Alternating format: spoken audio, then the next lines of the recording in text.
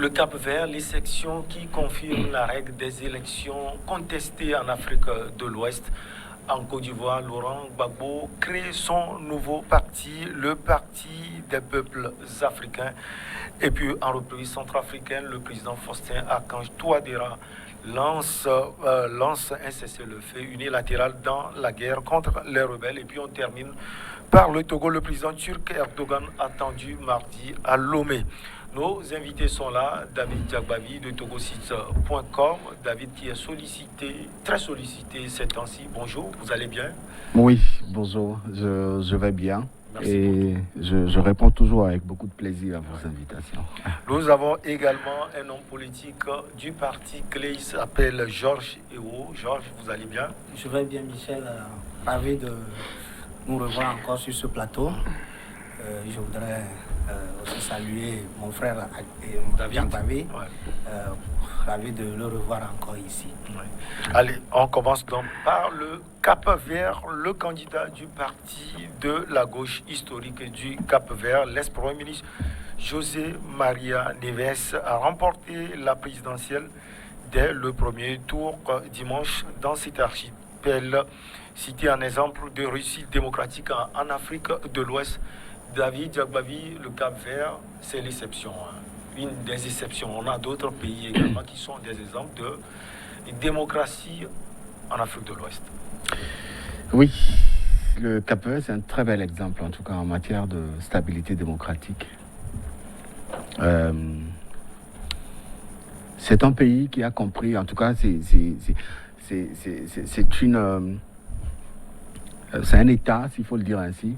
Parce que le pays il est composé de petites îles qui composent, qui a compris la nécessité d'asseoir la stabilité démocratique. Et donc, il a réussi pendant très longtemps. Dans les années 1970, ce pays était passé par des instabilités politiques parce qu'il fallait faire la guerre pour avoir l'indépendance. Oui. En 1975, je crois que c'était en cette année qu'elle a eu l'indépendance. Et à la suite, ils ont choisi de développer ces petites îles en mêlant la stabilité politique au développement. Et c'est ce qui a donné ces exemples-là. Pendant très longtemps, il est très rare d'entendre parler de coup d'État ou alors d'instabilité politique dans cet État de l'Afrique de l'Ouest. Peut-être pour des raisons stratégiques aussi ou politiques. Parce que vous savez, au Cap-Vert, moi j'ai eu la chance d'avoir visité ce pays lors de mes voyages professionnels. La capitale Praia. Oui, Praia et d'autres îles, justement. C'est un pays qui est peuplé de moins d'habitants. Ils ne sont pas nombreux. Je pense qu'ils doivent être entre 500 ou 600 000. Et le pouvoir central ne représente rien. Lorsque vous êtes président de la République au Cap-Vert, le pouvoir ne représente rien du tout. Le président, vous avez la chance de le croiser dans les rues de Praia, en train de prendre un café dans un bar, ou alors en train de discuter avec des jeunes, seul, sans protocole sécuritaire, forcément, comme ça se voit dans d'autres pays. Et donc, quand vous aspirez à diriger un pays comme ça, vous n'avez pas envie de faire plus que ce que votre constitution vous autorise à faire. Donc, au bout d'un ou de deux mandats, vous partez pour laisser la chance et la place aux autres. Voilà. C'est ce qui définit en tout cas cette stabilité politique dont dispose ce pays depuis très longtemps. Et cela confirme l'exception. C'est un pays lusophone qui n'a pas appris les mauvais exemples de ces pays voisins, de ces pays francophones voisins surtout. Et aujourd'hui, quand on parle de stabilité politique dans la sous-région ouest africaine, j'estime que le Cap-Vert, en tout cas, parmi tous ces pays qui ont choisi d'asseoir une stabilité démocratique, le Cap-Vert fera partie des 5 premiers. Parce que dans ce pays, vous ne verrez pas de manifestations politiques, vous ne verrez pas de violence politique, vous ne verrez pas de tripatouillage de constitution. Ah oui. Vous ne verrez pas un président qui refuse de partir au bout de ces deux mandats. Vous ne verrez rien qui ternisse l'image de ce pays. Et donc, ils ont compris et ils l'ont accepté. Ça leur va bien. C'est ce qui permet le développement de ce pays qui a qui s'est enrichi énormément grâce au tourisme aussi.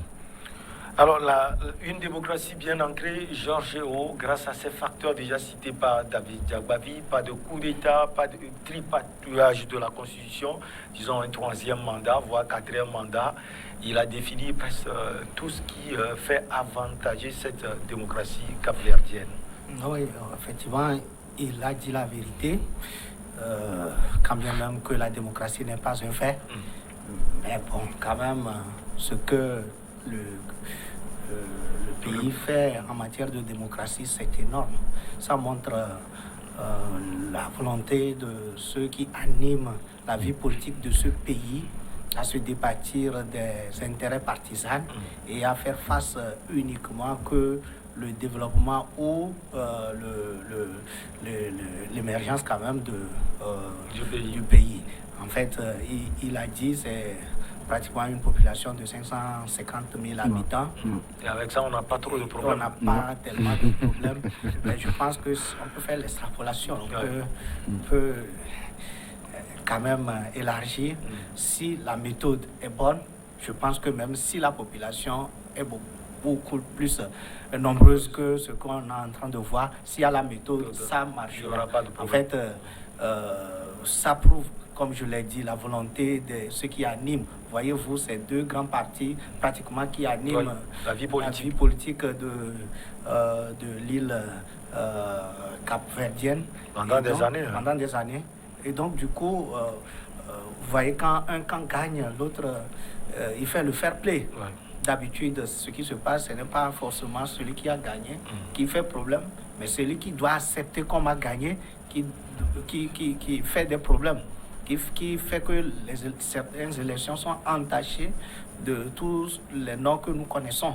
Donc aujourd'hui, on ne peut que féliciter et emboîter dans le même pas que ce pays. Et je pense que si, quand même, puisque les bonnes choses sont à copier, si nous pouvons faire un clin d'œil de tous les côtés à ce pays, je pense que les autres pays peuvent facilement arriver. Puisque quand on parle de la démocratie, nous disons tout simplement que la démocratie telle que définie par l'Occident n'est pas toujours adaptée chez nous. Ouais. Maintenant qu'il y a un pays qui l'a adapté à sa situation et qui marche, qu'est-ce qu'il faut faire? Les autres peuvent copier. Donc il ne faut même pas aller plus loin, très loin, pour aller chercher les solutions ou aller chercher les méthodes. À côté, nous pouvons faire la démocratie telle que revendiquée par les peuples africains. Allez, un autre exemple, David Diakbavi, Jorge Carlos Fonseca, c'est le président sortant, il a reconnu sa défaite. Oui, c'est ça le charme de la démocratie. Hein. Ça se fait ailleurs, ça se fait en Europe, ça se fait aux États-Unis, ça se fait dans certains pays africains ouverts à la démocratie aussi, mais ça refuse d'être fait dans beaucoup de pays africains, surtout les pays francophones africains, que ce soit en Afrique de l'Ouest ou en Afrique centrale. On a vu le cas du Gabon lors des dernières élections présidentielles où il fallait bloquer toute une région. Entre Jean-Ping et la voilà. président Libongo. Le Haut-Togo, vous vous rappelez de cette frasque-là. Dans d'autres pays, ça pose un véritable problème. Et donc, quand vous êtes un architecte de la démocratie et que vous perdez à une élection présidentielle, vous avez la facilité de reconnaître votre défaite.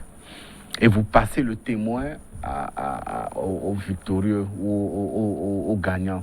Parce que derrière tout ça, il y a l'ambition d'être témoin de la réussite et de la stabilité démocratique de votre pays que vous avez dirigé. Fonseca n'a pas à se plaindre puisque lui-même, personnellement, il se disait déjà à la base, il se disait un peu fatigué par la gestion du pouvoir. Il a 71 ans. Voilà, et donc il a besoin de se reposer. Et s'il a perdu ces élections, c'est parce que les Capverdiens ont voulu apporter du neuf aussi dans la gestion du pouvoir et dans l'émergence de ce pays-là. Donc avoir reconnu sa défaite est une remarque assez honorifique.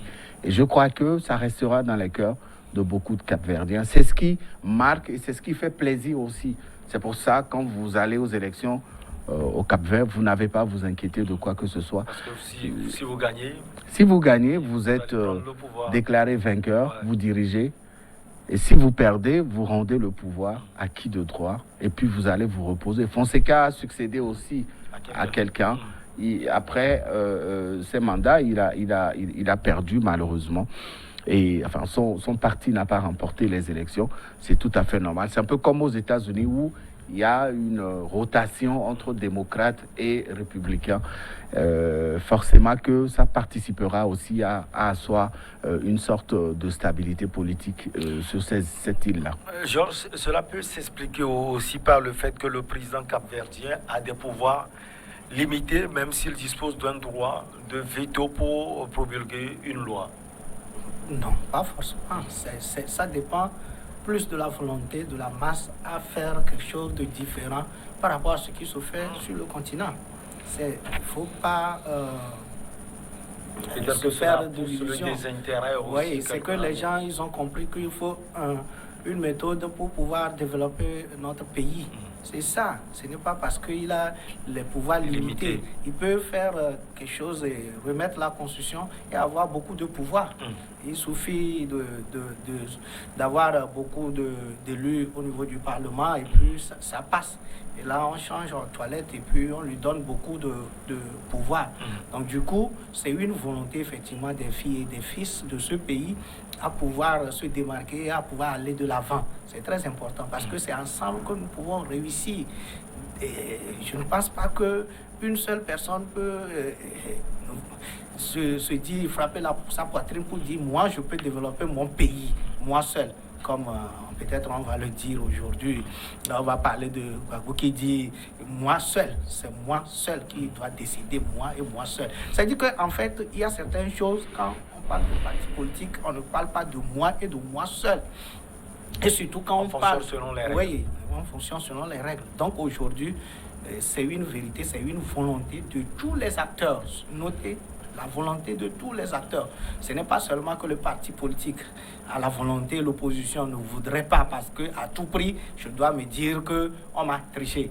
Ou soit que le pouvoir aussi a dans la tête que je ne peux jamais organiser une élection et la perdre. Donc il faut passer forcément par les bourrages et etc. pour pouvoir s'en sortir. Le jeu n'est pas clair. Si le jeu est clair, ça devient très plaisant. Et puis tous les acteurs participent avec bon cœur. Et là, quand on sort, c'est comme le football. Quand on sort, on siffle la fin. Il y a un fair play, on fait le fair play. Et donc, je voudrais que nous puissions remarquer quand même la volonté de ces acteurs politiques, même la société civile. Vous savez, dans beaucoup de pays, c'est la société civile qui bouscule les choses. C'est la société civile qui met les gens dans les rues. La société civile dans ce pays aussi a compris son rôle, que son rôle, c'est d'aider les pouvoirs à bien diriger le pays. Donc, du coup, je parle de la volonté de tous les acteurs. Allez, David Zagbavi, une dernière question, peut-être parce que c'est un pays lusophone. Il y a d'autres exemples. On a vu l'Angola pendant des décennies dirigé par José Eduardo dos Santos. C'est parce que vous avez souligné cet aspect francophone tout à l'heure. Il y a des pays anglophones qui organisent bien leur démocratie, certains pays lusophones également.